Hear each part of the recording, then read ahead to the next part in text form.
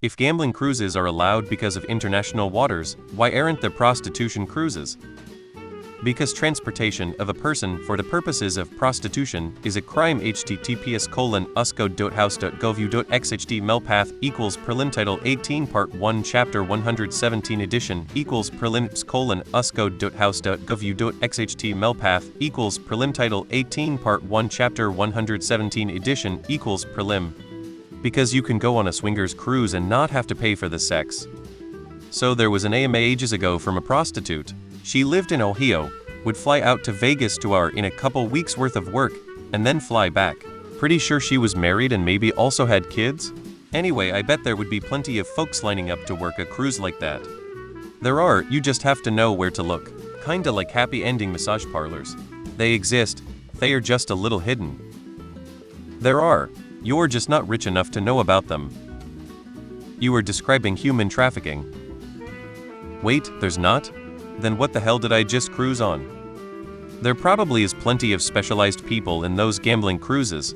I bet if you look for them intentionally they'll find you. I can guarantee you there are plenty of prostitution cruises regardless of legality. You don't really need to go to all that trouble when truck stops are everywhere. It's an interesting idea, but the logistics would be a nightmare.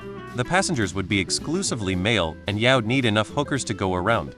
There could be jealousy and infighting if you don't end up with a hooker you like, etc. Plus the guys probably wouldn't want to spend much time doing normal cruise stuff like shuffleboard, comedy nightclub, etc. Because black lights are a thing and a fuck boat is just gross. You would think that they would have prostitutes on the gambling boat, like they have in the casinos. But probably depends on the law.